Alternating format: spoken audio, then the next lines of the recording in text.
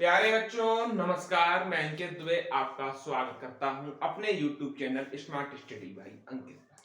आज हम चल रहे हैं हिंदी का सबसे इंपॉर्टेंट टॉपिक जो आपको किसी भी बुक में मिलना मुश्किल है। एक आधी बुक होगी जिसमें मिल सकता है। ऐसा कौन सा टॉपिक है? तो उस टॉपिक का नाम है शब्द शक्ति, जिसमें हम पढ़ते हैं अभिधा, लक्षणा और व्यंजना। तीन शब्द शक्ति होती है। आइए इस चैप्टर को समझते हैं, जो कि सभी ने इस चैप्टर को काफी कठिन बता रखा है कि ये टॉपिक जो है हमारा टॉपिक ये काफी कठिन है। तो आइए इसको आसान बनाते हैं और आपको एक ही बार में पूरा कॉन्सेप्ट देते हैं। क्या कहती है शब्द शक्ति? शब्द शक्ति के पहले हमें शब्द के बारे में जानना चाहिए।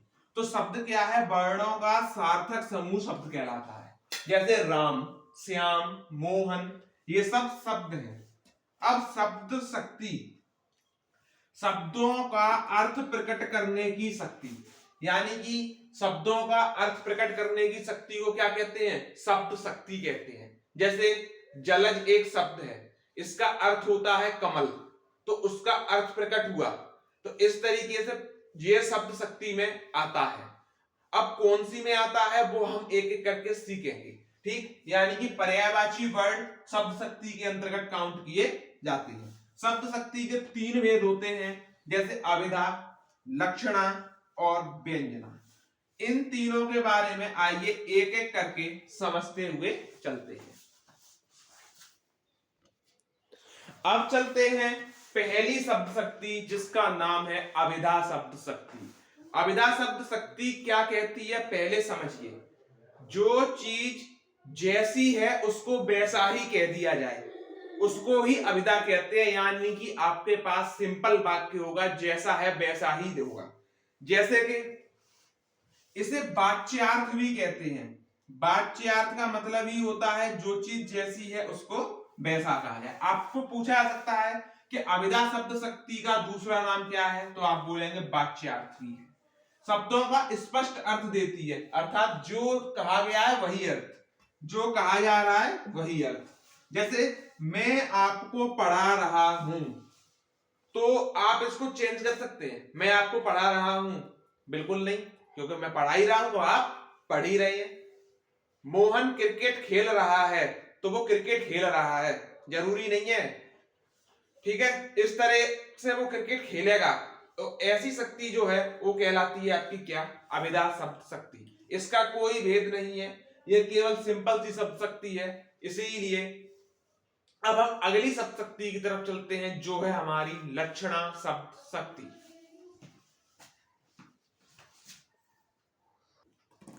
देखिएगा, अब हम बात करते हैं लक्षणा शब्द शक्ति की। किसकी बात कर रहे हैं बच्चों? लक्षणा शब्द शक्ति, जो शक्ति नंबर 2 है। लक्षणा शब्द शक्ति कहती है, इसे लक्ष्यार्थ भी कहते हैं। क्या कहते हैं? लक्ष्यार्थ। इसका मतलब क्या है? किसी व्यक्ति को लक्ष्य करके अपनी बात कहना, इसको बोलते हैं लक्ष्यार्थ, ठीक? बात जो किसी को लक्ष्य करके कहना, इसके 3 चरण होते हैं। जैसे कि मुख्यार्थ, ज्ञान में बाधा। मुख्यार्थ में क्या करते थे? बात सीधी सीधी जो है वैसे ही कह देते थे। मुख्यार्थ व लक्ष्यार्थ में संबंध, इसमें भी संबंध आता है। क्या संबंध होगा वो आगे देखेंगे। इसमें भिन्न अर्थ का ज्ञान होता है। अब आप कह रहे होंगे कोई एक एग्जाम्पल और मिल जाता है इसका, तो और हम क्लियर कर लेते। तो उदाहरण इसका हम यहां पर देते हैं। हमने कहा तुम तो गधे हो। क्या कहा? तुम तो गधे हो। अब हमको ये बताइए, हमने कहा तुम तो गधे हो, तो तुम गधे हो गए? रहोगे तो इंसान ही, गधे तो हो नहीं जाओगे। तो हमने एक लक्ष्य करके तुम्हें क्या कहा? गधे कहा। इसीलिए हमने इसमें लक्ष्य किया, लेकिन तुम तो इंसान ही हो, गधे तो हो नहीं। तो ऐसी शक्ति जो लक्ष्य करके कही जाती है उसको बोलते हैं लक्ष्यार्थ, लक्षणा शब्द शक्ति। अब इसके प्रकारों की तरफ हम चलते हैं। देखिएगा, अब हम चलते हैं लक्षणा शब्द शक्ति के भेद। पहला लक्षणा शब्द शक्ति का भेद होता है रूढ़ी लक्षणा। रूढ़ी लक्षणा क्या है इसको समझते हैं। यानी परंपरा या रूढ़ी निर्मित अर्थ, यानी कि जो परंपरा से निर्मित अर्थ है जो हमें अर्थ स्पेशल देते हैं या फिर रूढ़ी जो निर्मित अर्थ है, एक अर्थ मिलेगा आपको इस तरह के शब्दों में। उसने माता पिता की पगड़ी रख ली। अब पगड़ी का मतलब यहां पर बदल गया, पगड़ी का मतलब हो गया किससे, आप बोलेंगे इज्जत से। तो यानी उसने माता पिता की इज्जत रख ली। ठीक, तो हमने बताया है आपको एक विशेष अर्थ देगा। वह सत्यवादी है, तो इसमें क्या है, हरिश्चंद्र, हरिश्चंद्र जी तो सत्यवादी थे, हरिश्चंद्र के लिए कहा गया है तो वह सत्यवादी है। इस तरह के जो वर्ड होते हैं, शब्द होते हैं, इनको बोलते हैं रूढ़ी लक्षणा। अब आता है प्रयोजनवादी लक्षणा। प्रयोजनवादी खास प्रयोजन के टाइम पे किसी को टारगेट करते हुए यानी लक्ष्य करते हुए अपनी बात को कहना। जैसे कि समझिए, किसी स्थिति को लक्ष्य कर शब्दों में प्रयोग करना। जैसे कि तुम तो माचिस की तीली हुए जा रहे हो, तुम तो माचिस की तीली। अब माचिस की तीली का अर्थ क्या होगा, बहुत पतला दुबला। तभी तो कहा कि तुम बहुत पतले दुबले हुए जा रहे हो। अगर ये डायरेक्ट होता तो ये बन जाता क्या, अभिधा शब्द शक्ति। लेकिन माचिस की तीली का प्रयोग करने से बन गई लक्षणा शब्द शक्ति, और लक्षणा शब्द शक्ति में प्रयोजनवादी लक्षणा। ठीक, तुमने गगनचुंबी घर बनाया है। गगनचुंबी का मतलब क्या है भाई, बहुत ऊंचा घर बनाया है। यानी गगनचुंबी क्या, छूने वाला, ऊंचा ही बात किया जा रहा है इसमें, इसलिए इसमें आ जाएगा तुम्हारा प्रयोजनवादी लक्षणा। एक होती है लक्षण लक्षणा और एक और होती है हमारी अपादान से संबंधित लक्षणा। दोनों को और देखते हैं। देखिएगा, अब हम चलते हैं अपादान लक्षणा। किस पे बात चल रही है, अपादान लक्षणा। देखते हैं। ठीक है, तो अब हम बात करते हैं अपादान लक्षणा। अपादान लक्षणा का मतलब क्या होता है, वाच्यार्थ और लक्ष्यार्थ में दोनों होते हैं। अब हम बात करेंगे वाच्यार्थ और लक्ष्यार्थ दोनों का मतलब क्या है, जिसमें लक्ष्यार्थ भी लक्ष्य करने का भी होगा और वाच्यार्थ वाच्य करने का भी होगा। जब खुद कमाओगे तो आटे दाल का भाव पता पड़ेगा, भाव पता पड़ेगा। आटे दाल का भाव पता पड़ेगा। आटे दाल का भाव, ये हमने किसी चीज को लक्ष्य करके किया, तो ये तो हो गया लक्ष्यार्थ। ठीक, ये चीज समझ में आई। जब खुद कमाओगे तो तुमसे कहा गया डायरेक्ट, तो ये हो गया वाच्यार्थ। क्या हो गया, यानी वाच्यार्थ भी हो गया, लक्ष्यार्थ भी हो गया, तो ये हो गया उपादान लक्षण। समझ में आ गई चीज।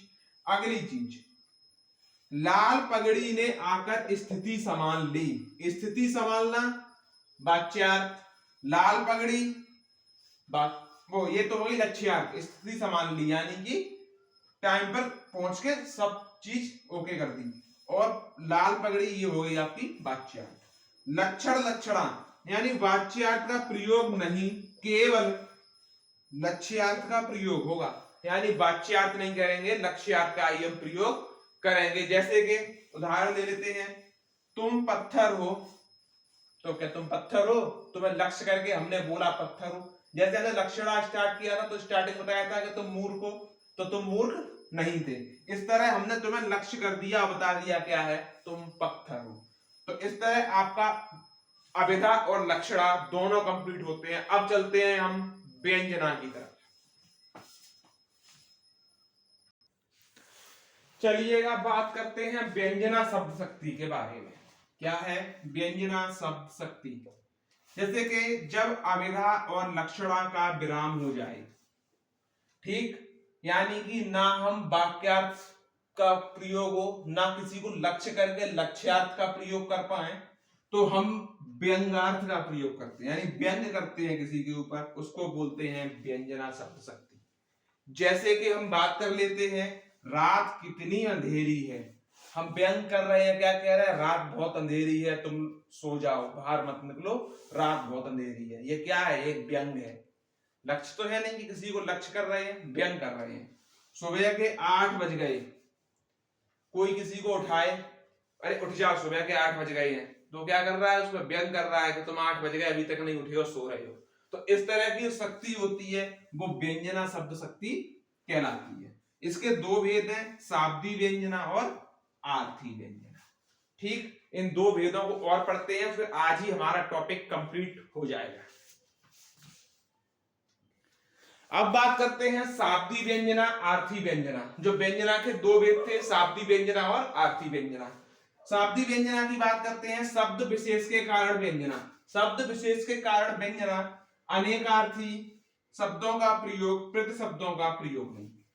अनेकार्थी शब्द जानते हैं आप, प्रति शब्द जानते हैं, जो प्रति शब्द का प्रयोग इसमें हम नहीं करते हैं। ठीक है, अब बात करते हैं आर्थी व्यंजना। अर्थ के कारण व्यंजना, एकार्थी और पर्यायवाची शब्दों का प्रयोग। आपसे पूछा जा सकता है, क्या पूछा जा सकता है, पर्यायवाची शब्दों का प्रयोग किसमें होता है, लक्षणा, व्यंजना या फिर अभिधा।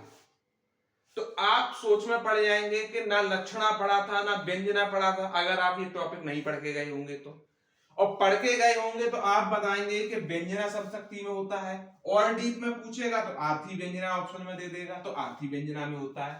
ठीक, एक चीज नोट में, दो चीज याद रखना कि यमक अलंकार में अभिधा शब्द शक्ति होती है, यानी यमक अलंकार के जो उदाहरण आएंगे उनमें अभिधा शब्द शक्ति हमारी छुपी हुई होती है। एक और चीज याद रखनी है कि लक्षणा शब्द शक्ति के 80 भेद आचार्य विश्वनाथ ने माने हैं। क्या मतलब, इतना बड़ा है इस शब्द शक्ति का टॉपिक? जी हाँ, ये काफी बड़ा टॉपिक है, लेकिन आपके एग्जाम में पिछली साल एक क्वेश्चन आया था केवल शब्द शक्ति से रिलेटेड। सो काफी लोगों ने कहा था कि ये कहां से हिंदी में उठा के दे दिया है, इसीलिए हमने इस टॉपिक को पेपर आते आते करा भी दिया पूरा कि ये शब्द शक्ति क्या है। इससे बाहर टॉपिक जाएगा नहीं, और अगर जाता है तो फिर डिटेल में किसी टाइम पर आपकी 10-5 क्लासों में ये पूरा कराएंगे शब्द शक्ति टॉपिक। तब तक के लिए जुड़े रहें हमारे साथ, और आज ही आपका टॉपिक फिनिश होता है। धन्यवाद।